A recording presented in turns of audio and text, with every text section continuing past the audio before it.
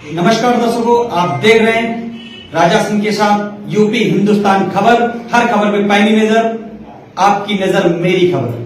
तो 2024 में आप सभी पत्रकार बंधुओं का बहुत बहुत स्वागत और अभिनंदन।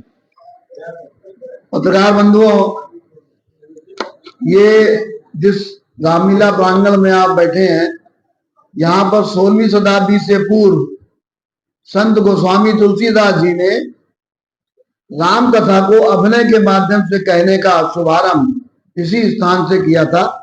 श्री रामलीला समिति ऐशबाग उसी परंपरा को निरंतर इतने वर्षों से निभाती चली आ रही है।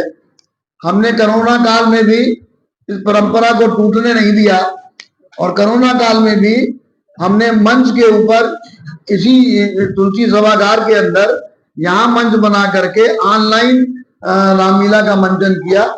दशहरा पर्व भी मनाया, 100-200 लोगों के बीच में ही दशहरा पर्व मनाया। रावण दहन का पुतला भी किया। इसीलिए रामलीला हमेशा प्रतिवर्ष अपना रामोत्सव बड़े उल्लास के साथ, बड़े जोश के साथ मनाती चली आ रही है। रामलीला समिति ने इस बार कुछ बदलाव भी अपने इस कार्यक्रम में किए हैं, जो अभी हम आपको बताएंगे। रामलीला समिति ने 3 अक्टूबर से प्रथम नवरात्रि के दिन से हमेशा रामलीला का शुभारंभ होता है। 3 अक्टूबर से हमारी रामलीला का शुभारंभ होगा। प्रथम दिन राम जी का जन्म होगा, उसके बाद से उनकी लीलाओं का वर्णन हम इस मंच पर करेंगे। साथ साथ हम एक परंपरा का निर्वाह करते आ रहे हैं, जो गोस्वामी तुलसीदास जी द्वारा ही स्थापित की गई थी। उस परंपरा में सबसे प्रथम हम गणेश जी का पूजन करते हैं। पूजन करने के पश्चात हम 6 पात्रों का आवाहन करते हैं और 6 पात्रों का पूजन करते हैं। इसमें जो राम जी का अभिनय करने वाले लक्ष्मण जी, भरत जी, शत्रुघ्न जी, सीता जी और हनुमान जी, इन 6 पात्रों का हम बाकायदा पूजन करते हैं। और पूजन करके ये उनके अंदर देवताओं का वास हो या वो उस अभिनय के माध्यम से राम कथा कहने हो जाते हैं वो, और हम उनको पूजन करके ही मंच पर जाने देते हैं यहाँ से। और 15 दिन प्रारंभ करेंगे। मंच का प्रारंभ करने में हम सबसे पहले राम भक्त जो कलाकार हैं, उनका संयोजन हमने इस प्रकार किया है कि हमारे लखनऊ के कलाकार और कलकत्ते के कलाकार भास्कर जी के निर्देशन में करीब 300 से 350 कलाकार जो है मंच पर झगड़ा नहीं करते। ये जितनी बस्ती पीछे बसी हुई है और जितनी इधर आगे आरा मशीन लगी हुई है और बाकी भास्कर जी के अंतर्गत रहते हुए ये सारे कार्यक्रमों में अपना प्रस्तुतिकरण यहाँ पर देंगे। हमारे बीच में जो कलाकार हमारे हैं वो आ चुके हैं।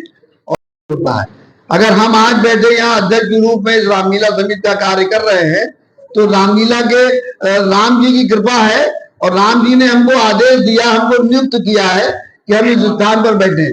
अगर हम ठीक से काम नहीं करेंगे और हम बढ़िया तरीके से प्रस्तुतिकरण नहीं कर पाएंगे तो हमारा वो ट्रांसफर कर देंगे, कहीं ना कहीं हमें भेज देंगे।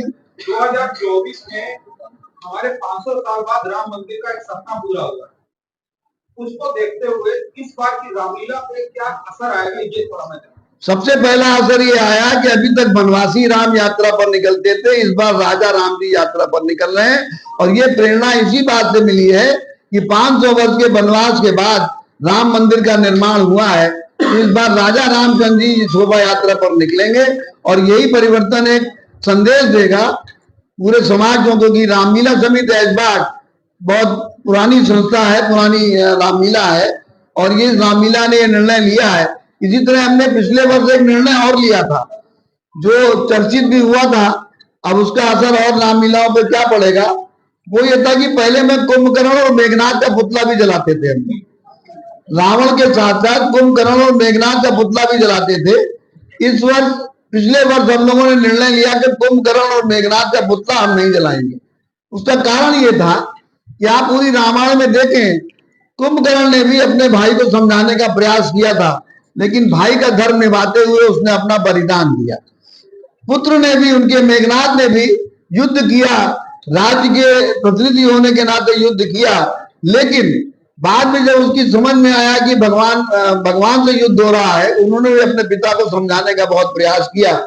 लेकिन जब पिता नहीं माना तो पुत्र धर्म का निर्वाह करते हुए उसने अपना बलिदान दिया।